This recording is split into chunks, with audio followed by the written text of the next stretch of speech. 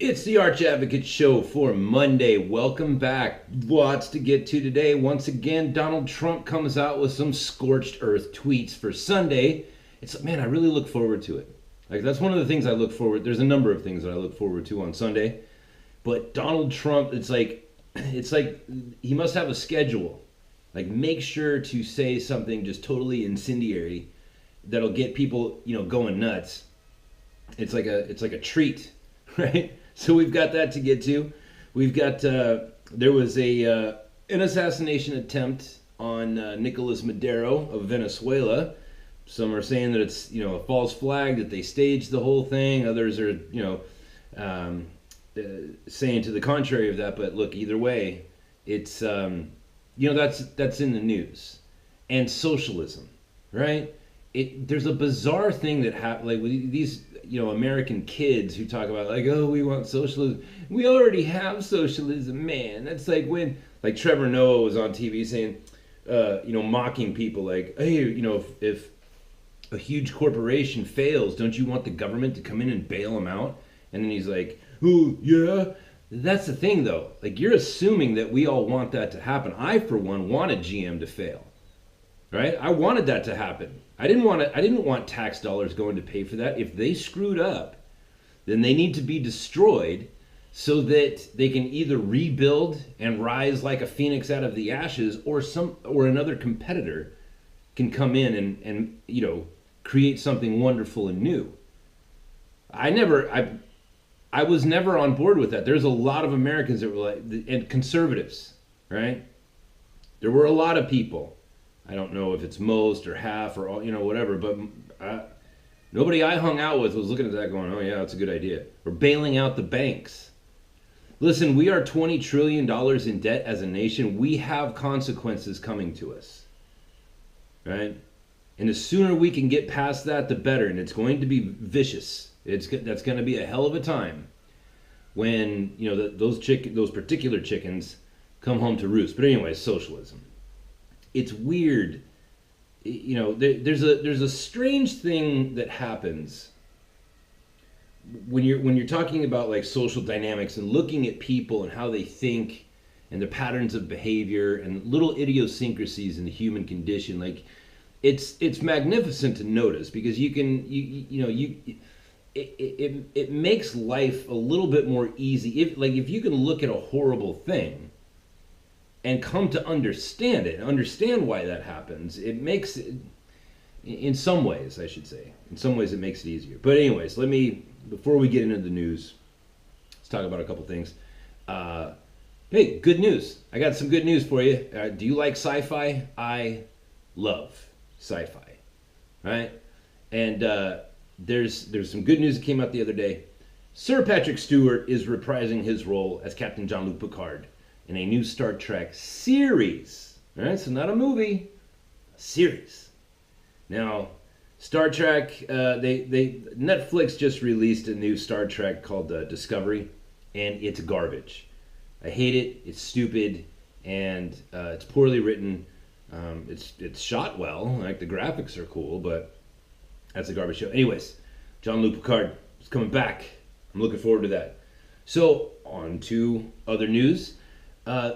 You guys, listen, thanks for the money, man. It helps.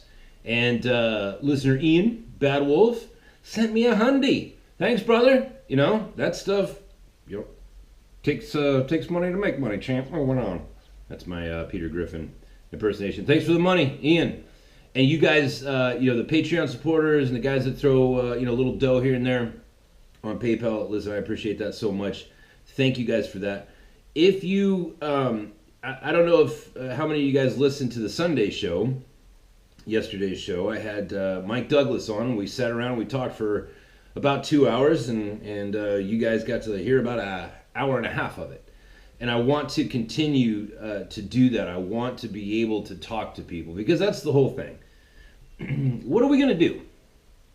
Right? Who are we going to be? What are we going to do? What are we going to teach our children? Right? Many of us have kids that we're responsible for. And, it's not just important that you and I make sense of this world so that we can navigate our way through it, we also simultaneously have to make sure that our children, who are probably too young to grasp any of this stuff, we have to impress on them now what the world is going through and how they can navigate through this without becoming monsters. Because when you're faced with violence, I didn't mean to talk about this, but let's talk about this for just a second.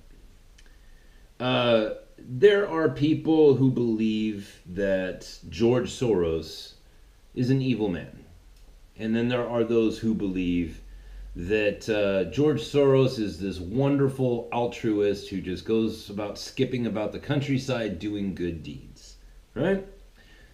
It's a very polarized argument. I don't think that there's anybody that's in the middle on that. It's either one or the other. I would be fascinated to meet somebody who was like, well, yeah, I can see the argument either way. Here's the thing about evil, right? Now again, I cannot prove to you that there is a God.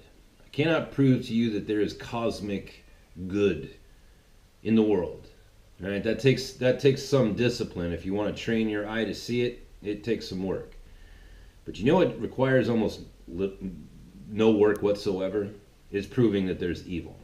Right? Proving that there's darkness in the heart of man. Proving, even things like, when you see somebody, like when you're walking around town and you see somebody who's years and years into a methamphetamine addiction, like you can see them. You can see that there's like a spirit about them, right? Something that's outside of just normal degeneration. You know what I mean? Like when somebody drinks themselves to death, like their brain just stops working. You know what I mean? But with crystal meth, with that particular drug, it's like those people turn into something else. It's really spooky. If you look at it, and like if you ever had to listen to some of their, gibbering and jabbing, and so the way that I would like introduce somebody to the idea of like, well, maybe there is something spiritual in nature that is at work, is I would show them like, well, look at that tweaker, like, this person isn't going to go to hell when they die. They're in hell right now, and that's what it looks like. You know what I mean? And so using that example, I can make my thoughts clearer because I have it like a living painting of what it is that I'm trying to articulate. George Soros. When George Soros was a little boy, right? He's Jewish, right? So think about this. When he was a little boy, there was this evil in the world called the Nazi Party, the National something Socialist whatever, Nazi, right? And then the Nazis were socialists, and they wanted to rule the world and exterminate the Jews, right? They were evil. They were the embodiment of evil. Now, young George Soros was a little Jewish boy, and the Nazis came to him and they said, hey, look, you know how everybody's starving, nobody's got enough food and water and provisions and whatnot? Tell you what, if you turn in your own people to us, like go get the good people and bring them to us, the evil people, well, we will reward you. We will protect you. Right? Now this is a very bizarre thing because evil tends to not behave this way, except in very peculiar circumstances. Evil tends to not protect anybody. It tends to just bowl people over because evil is weakness. It is the doctrine of weakness and the action of weakness. It tends to not have the sort of coordination power to pull something off like that. But here's this little kid in the 1930s or 40s, whatever, who evil came to him and not only brushed up against him, but engulfed him and protected him, right? So think about that. Like, what kind of effect would that have on anybody if they ever brushed up that close against it? You know what I mean? Like you know, there's been a number of pedophile busts in the United States recently where they take down like hundreds of people, and they all turn out to be school teachers. They're all part of the teachers union, right? And it's nationwide. It's like a web, a coordinated effort to attack children. And you think to yourself, there's got to be a lot of people out there who those teachers, like, they knew those teachers. Their kids were in the classrooms with those teachers. Now, what if that was you as a parent? Would you not be like sobered up? Like, how sobering of an experience would that be if you were the parents of you know, one of the kids that sat in those classrooms, and you would be thinking like, whoa, like, thank God my kid didn't get, you know, attacked by that, or, you know, God help you if, you know, if you're on the other side of that one. But, you know, if you had a brush with evil like that, like, you would be like, whoa, you know, you would feel it. You would be awakened to, like, oh man, you got real close. You know what I mean? It almost got a hold of you. It almost affected your family for the rest of your days. You know what I mean? There's parents out there who were affected by that, and they will never be the same. You know what I mean? Those animals that attack children like that, like, there's kids out there that, you know, the families are right now repairing or in repair of their children's lives, and it'll never stop. That'll never go away, right? So here's little George Soros, who the Nazis came to him and they say, hey, listen, go get your people and come and turn them into us, and we're going to take them and put them to death and bury them in, you know, unmarked graves. Think about that. So you take that, like, these people that want to argue, like, well, maybe he's a good guy, maybe he's a bad guy. It's like, no.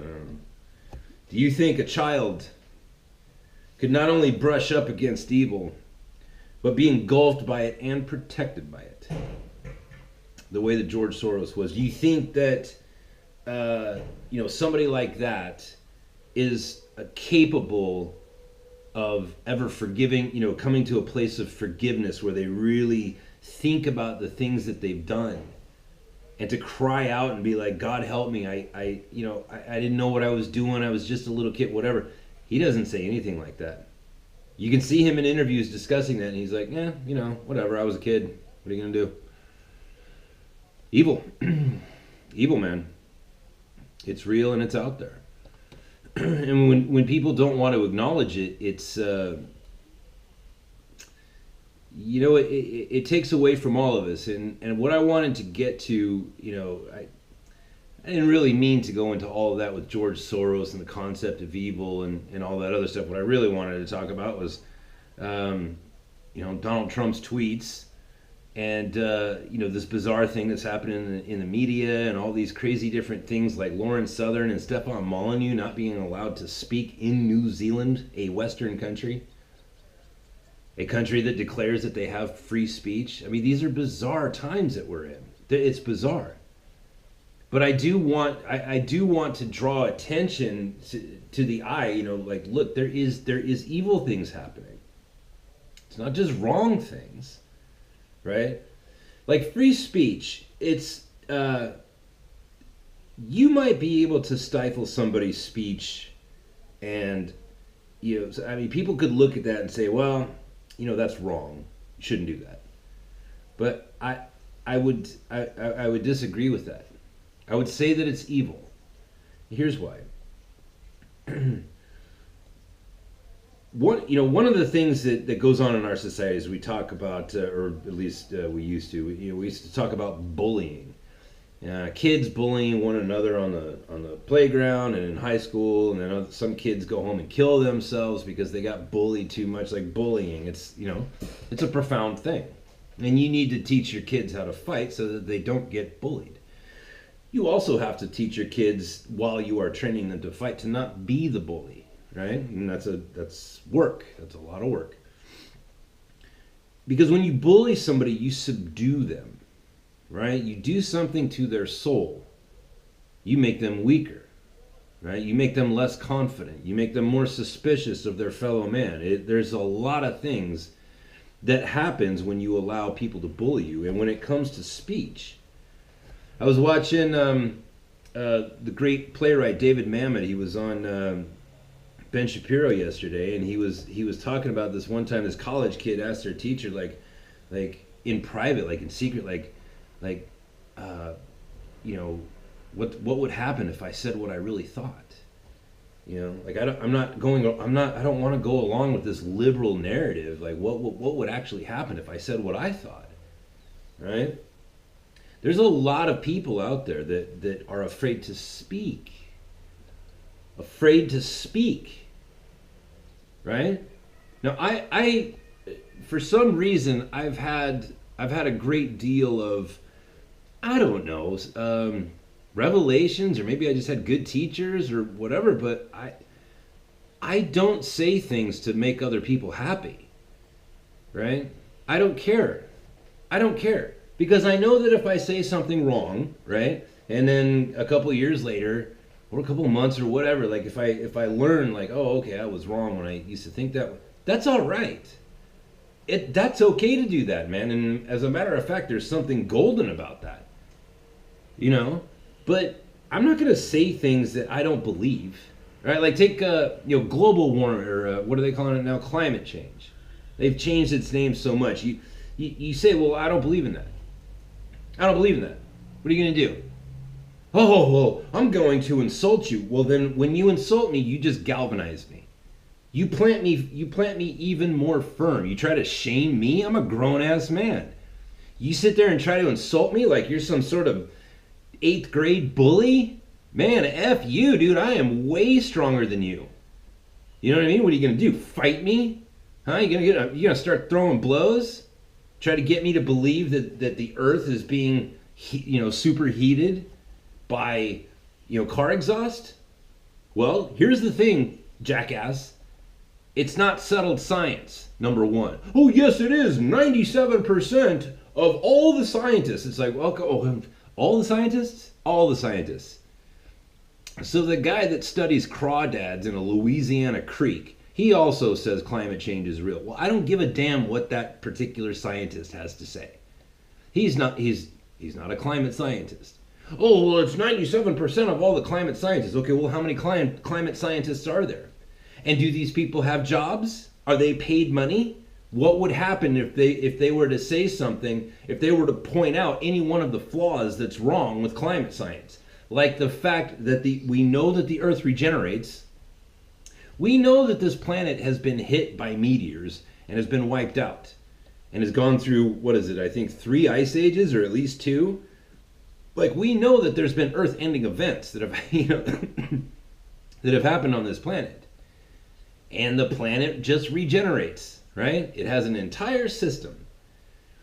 It has, the oceans are actually just gigantic flowing rivers, right? The air circulates. There's all kinds of, this planet has a very strong regeneration quality to it, just like the human body does. And there's not a single climate change debate, like when they say, oh, this is settled science. There's not a single model that they've presented where they've taken into account the fact that the earth can regenerate. And I think that should probably be in there. And until you make that case, and until you sit down and argue with me and say, well, if the earth continues in this way, and given the fact that, this is the rate in which the earth purifies its air, right? The trees purify the air and they turn carbon monoxide into whatever. Like, until they can make that case, it's like, well, you're not giving me all the data. Now, what would happen to a climate scientist who said, oh, by the way, we need to start factoring in the fact that the earth actually regenerates and is cleaning the air on a constant basis? You know what would happen to that person? He would lose his job. He would be deemed a science denier. This scientist is a science denier. He will not do. And therefore he would no longer have any money coming in.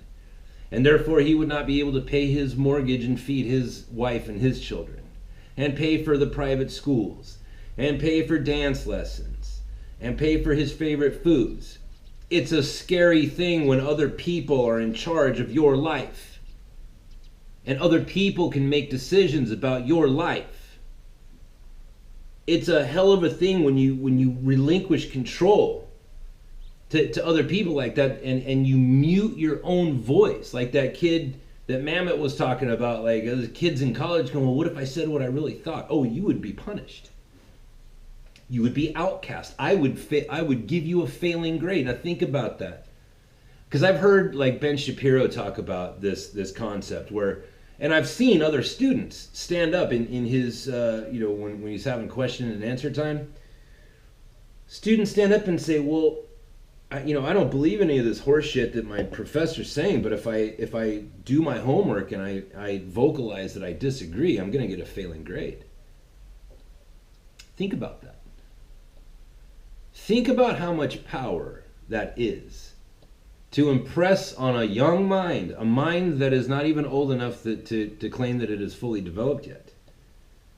Think of how much of an impression that would make on a young man or a young woman, where they would have to stifle their own voice so that they can get that reward. They're trying to get that cheese, man. I'm just a rat in this maze and I gotta get that cheese. And if I don't turn left when I need to and turn right when I need to, I'm not gonna get that cheese, man. Right? And so Ben Shapiro says, and don't get me wrong, I love Ben Shapiro, but I think that his advice is wrong in this. I mean, it's right and it's wrong. But he tells these kids, like, just play the game, right? Tell your teacher what it is that they want to hear and get your grade so that you can go do good in the world with afterwards. That is right. But it's also horribly wrong because it's capitulation, right? When you're being stifled in your voice, like when you came out of your mother's womb, you had a voice. That means that your voice is from, for people like me, that means my voice is from God. Now, if you're an atheist and you believe in science, then your voice is from the implicate order, right? Your voice is from that thing that keeps the evolution debate from being finalized. Right? Because the one thing that keeps evolution from being proven is called the, I'm probably going to screw this up, but it's the perfect order argument, right? In order for there to be life on this planet, like an unimaginable number of things would have to happen perfectly and in sequence, and it's impossible.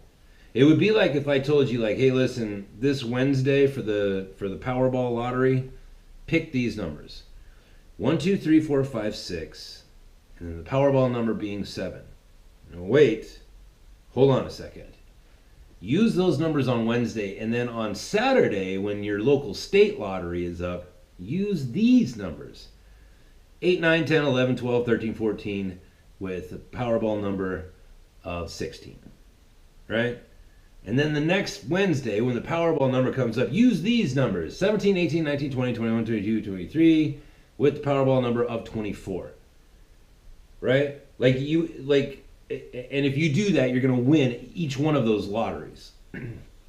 Well, you'd say, well, that's just ridiculous. Well, that's what saying that, that the universe came out of the Big Bang and here we are, we have intelligent life and a perfect ecosystem, and we just so happen to be a perfect distance from the sun and all these other things. That's why the evolution thing is still a theory. It's like, oh no, it's settled science. No, it's not. The top evolutionists, the smartest people when it comes to evolutionary scientists, like the most staunch atheists, by the way, like these people aren't going to church on Sunday. They're the ones who say this is the thing that boils our minds, is that we know that there would have to be a perfect set of circumstances multiplied by a gazillion squared. You know what I mean? Like it's impossible. And that's what screws them up. Good Lord, why did I just start talking about that? I have no idea why I just started talking about that. There was somewhere I was going. I'm sorry, guys. Whatever. But oh, that's what it was. So not being able, like if you were an evolutionary scientist, right, but you were kind of a lower level one, you hadn't written a book, right, you weren't published, you weren't famous for anything, you were just some guy that went to a lab every day and did biology stuff, you wouldn't be able to point that out and say, look, evolution, like I believe in evolution, but let's all be honest here, nobody's been able to prove it. You get fired. And I've seen it happen. There's actually documentaries where that happened. You guys should watch Ben Stein's documentary. Global warming. I think I'm getting closer to where I was headed with that. Global warming. You come to me and say, "Wow, what are you, a science denier?" No, I'm a you denier. And furthermore, I will say whatever the F I want. I'm a grown man. This is my life. I only get one shot at this. And furthermore, I don't need to explain any of this shit to you. I don't need your permission to live my life. And I don't need you like trying to infringe on the things that I say. And I don't need you trying to bully me. Oh, what are you, a science denier? I will punch you in your face. Don't ever try to bully me. You want to know why I don't believe in this? Then come and talk to me. You can come and sit down and say, like, well, why is it that so many scientists say this, and it's a lot of them, and you don't believe it? Okay, that's a question. That's an actual question. But saying, why don't you believe all these scientists? That's not a question. That's an accusation. It's a statement with a question mark on it. And when you talk about silencing people's voices, you're getting into evil. You're getting into evil. You're trying to bully people into saying what you want them to say. There's nothing down that road that's enlightened. In fact, everything down that road is darkness. And I've seen it everywhere. I've seen it in the church. I see it in politics. I see it in normal social interaction. It's certainly going on in colleges. People trying to say like, how dare you not believe this thing that I believe so strongly? It's like, that's your life, dude. If you want to walk around thinking that the sky is falling, because that's what global warming is. It's literally Chicken Little. The sky is falling.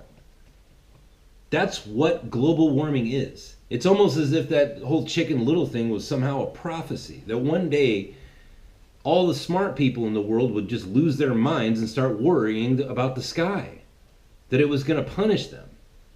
And these people have religious fervor too. Like these climate change people, formerly known as global warming people, formerly known as whatever they were called before that. They have false prophets. Al Gore made $500 million, which, by the way, I could do a whole nother series of shows just on that one topic. $500 million he made, $500 million for giving speeches. I know somebody that is worth $500,000. Doesn't have $500,000 like Al Gore does. He's worth $500 million. And you know what it took for him to get that?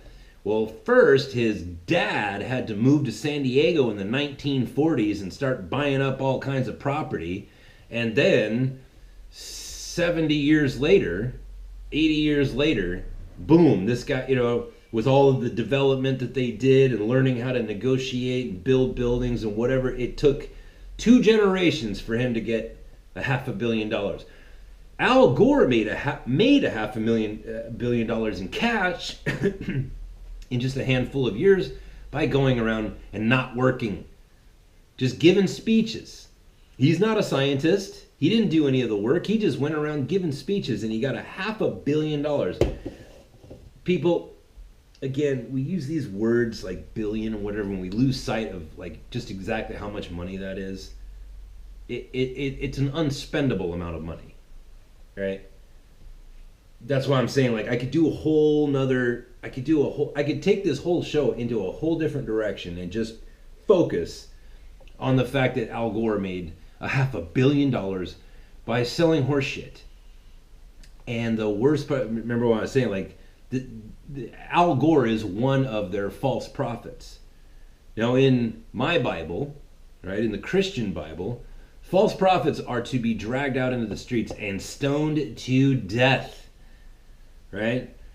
There was a tribe of people a long time ago that felt so strongly about that false prophecy was so dangerous that anybody who did it needed to be killed. That's how dangerous they saw that. And here comes Al Gore. And he's the prophet of the climate change people. And he said, listen, on whatever in 2012 or 2014, there's not going to be any more polar ice caps. New York City is going to be underwater. There's not going to be any more polar bears. It's going to be death. And it didn't happen. As a matter of fact, the exact opposite of what Al Gore said did happen. There's way more polar bears. There's way more ice. New York is fine. You know what I mean? And yet these people, they won't say anything about it. Well, you win some, you lose some, you get some right, you get some wrong. It's like, no. You have a false prophet. You are a religion. You are the religion of climate change. And you have prophets and priests. And they're all false. All of your prophets are false. Who else do you got? Oh, that's right. You got Leonardo, the great actor, one of the greatest living actors that there is right now, Leonardo DiCaprio. I love that guy in movies, man. But he gets on his private jet and flies all over the world and takes, limousines and, whatever, and lectures the world about energy consumption, excessive energy consumption.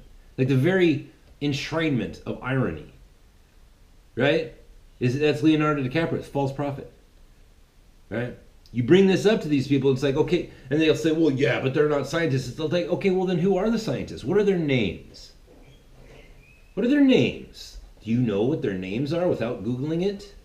No? Well, then you don't believe it either. You're just going about with religious fervor, and you have no idea what you're talking about. And what's worse is, you have the balls to try to bully me about my beliefs? I can quote you the people without Googling it. I can tell you what their names are without Googling it. I can tell you why I believe what I believe, but you cannot.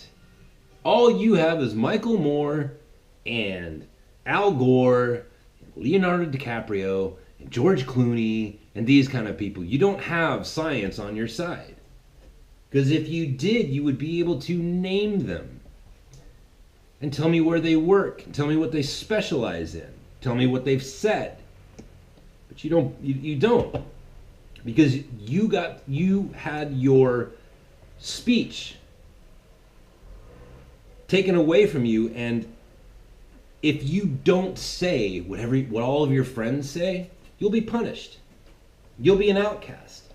And so you live in fear and you don't speak your mind. That's cowardice. It's also detrimental to me. It's detrimental to the human race. It is important that you speak your mind. It's a holy thing. You don't have to be right all the time. Like, there's things that I've said,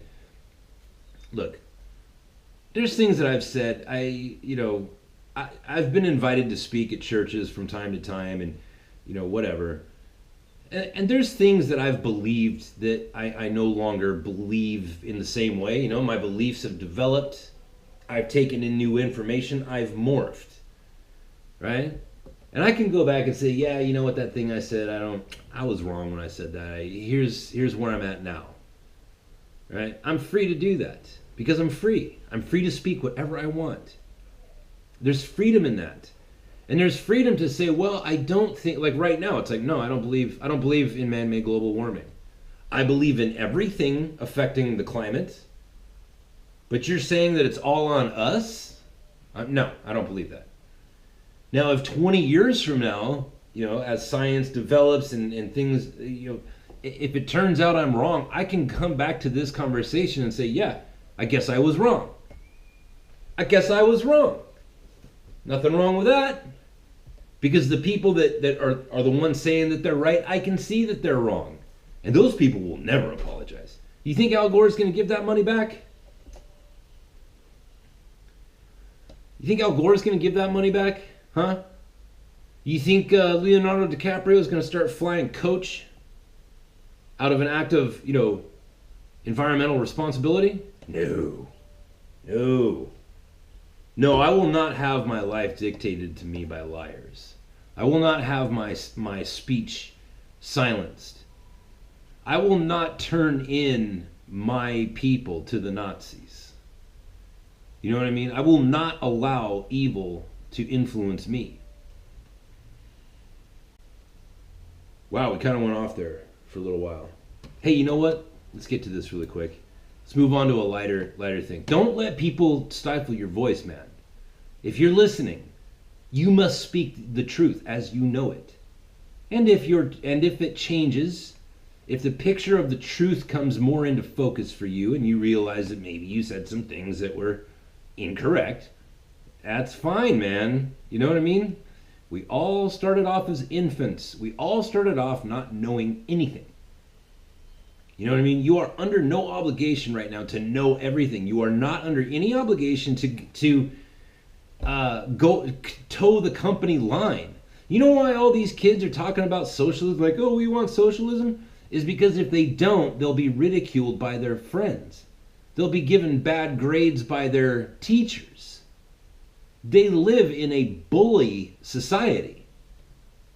And they think that they can bring that to my door.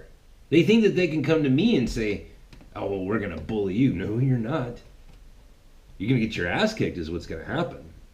And you're not going to bully me. And furthermore, after I'm done beating your ass, I'm going to be even more galvanized in my position. And that's dangerous for you because, let's face it, I could be wrong. But you'll never know it because you've just planted me firmly in my position by trying to push me around. I'm not gonna do that. Anyways, Donald Trump yesterday. So he came out with a couple of barn burners. So fake news reporting a complete fabrication that I am concerned about the meeting my wonderful son Donald had in Trump Tower. This was a meeting to get information on an opponent, totally legal, which it is. It's common practice, and done all the time in politics, and it went nowhere. I did not know about it. Okay, who cares? Here, listen. And he goes on to say, why aren't Mueller and the 17 angry Democrats looking at the meetings concerning the fake dossier and all of the lying that went on in the FBI and the Department of Justice? This is the most one-sided witch hunt in the history of this country. Fortunately, the facts are coming out, and fast. Now listen, this is my favorite one. This is another thing. I don't care if you hate Donald Trump. That's whatever. Whoever you are, like if you hate Donald Trump, just know everybody in the history of America, half of the country hated whoever the president was and half of the country didn't. Half of the country is always going to hate whoever the president of the United States is. So there's people out there that hate Donald Trump, and it's like, not surprising. That's always the way of it. You're not special. You're just a person. You're just another fish, right? You got the memory of a goldfish, and that's why you forget that. Oh, you're not special in your hatred for Donald Trump. You are the status quo. You are the average, right? People who just walk around like, oh, I hate Donald Trump. Like, you're average. You are the horrifying average of all of American history. Half of the country always hates whoever the president is. But look, one thing you have to keep your eye on, and this is both physical and metaphysical. Like there's things going on here that are very peculiar and very spiritual. There are things that are happening that are beyond explanation.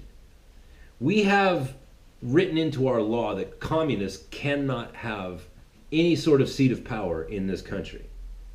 That's written into our law, and yet a communist was running the CIA. I keep saying that, and I think that maybe like when I say that, the gravity of that statement isn't really hitting home. That should make you shit your pants. A communist during the Cold War, right? That guy was a communist during the Cold War, and then he became the leader, the head of the CIA, which, by the way, this will probably also help to warm the cockles of your heart. George Bush Sr. was also the head of the CIA, right? Anyways, I could get way into Whew, I could get way into that, but I'm not going to. Anyways, in this country, you are not allowed to spy on your fellow citizens, right? And if you do want to look inside of the house or the belongings of your fellow citizens, you have to go before a judge and you have to make a case that you've got that person dead to rights, right? Oh, Your Honor, we know for a fact because we have, whatever, we have pictures, we have, statements. We know that there's 100 kilograms of cocaine in this guy's basement. We know for a fact. We go in that house, it's going to be there. All right, and so the judge will say, okay, you can go, here's a search warrant. You can go into their basement. You can go into their bedroom. You can do whatever, but you cannot, examine their phone records. You can't do this, whatever. There's going to be like stipulations. It was a big deal. Still is a big deal. Getting a search warrant is, it's like as close as you can get to violating the Constitution, right? And we have it built into our society where it's like, yeah, we're not supposed to do this, but we have this system in place where it's like, if we can convince a judge, then we can get the search warrant and then it's legal. Now listen, when search warrants are given and then they go into the person's house and it turns out that like none of that stuff was true, people lose their jobs. Because at that point it's like, dude, you violated these people's constitutional rights and you did it legally. Which is a huge black eye, a stain on the legal system.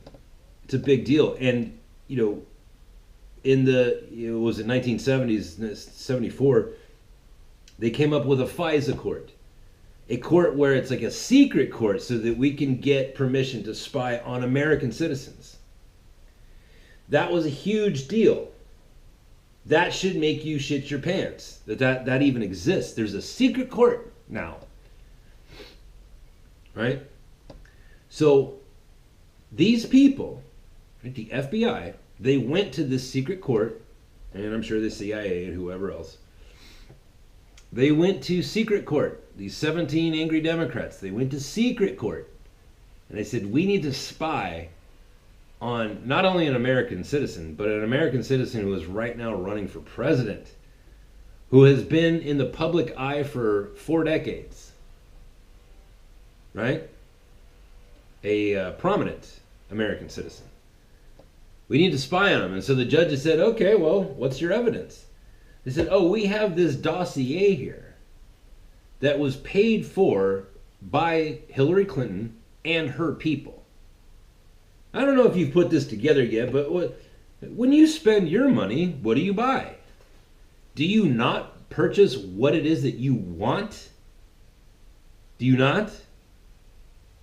You go into a pizza place. And maybe you're the kind of guy that likes the pineapple with the Canadian bacon. Maybe you don't.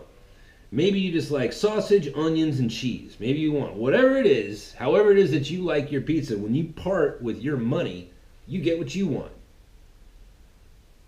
Right? You're not just going in there and saying, you know what, I want pizza, but I know that there's a system in place, and you guys just do you, and here's the money. That's not how that works. When you buy something, you buy what you want. Hillary Clinton bought a dossier with the ingredients that she wanted in it. You understand that? And they used that dossier that belonged to Hillary Clinton because she paid for it. She bought it. And they used that to spy on an American citizen. Yeah, does anybody see what's happening here? Secret court, people. Secret court. You can't have secret court. You can't have it. That has to go away. Americans, listen to me. That has to go away. There's another way to go about that. I don't know what it is, but it certainly, we can't have that. We can't have the Patriot Act. We can't have the Patriot Act. We can't have a separate place where it's like, well, if we detain you, we don't actually have to accuse you of anything or process you or give you an attorney. That's not the way things go.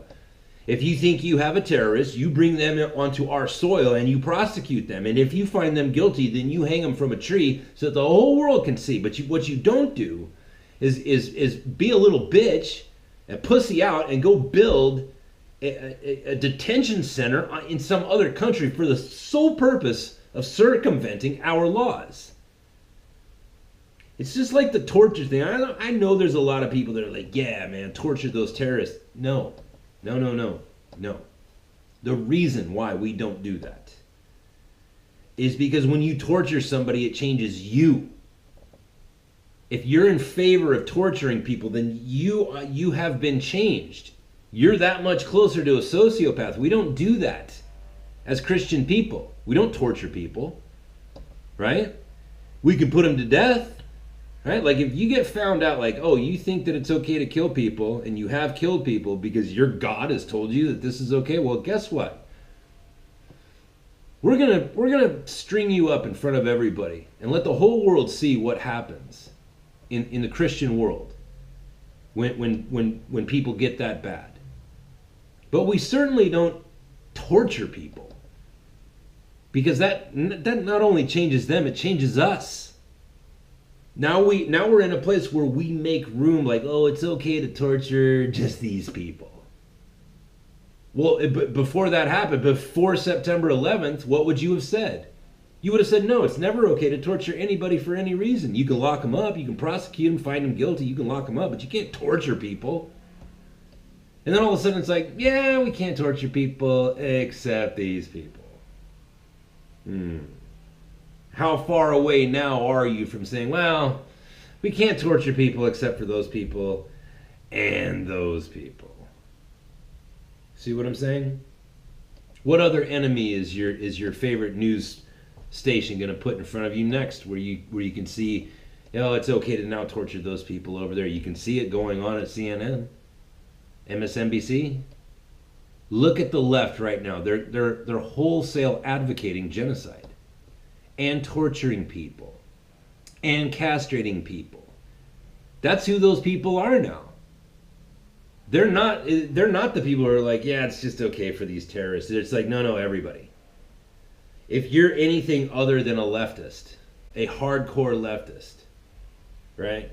If you don't subscribe to victim identity, and you want socialism, and you think pedophilia is okay and all that other stuff, like if you're not one of them, then you deserve to be tortured to death. That's who the left is now. That's dangerous.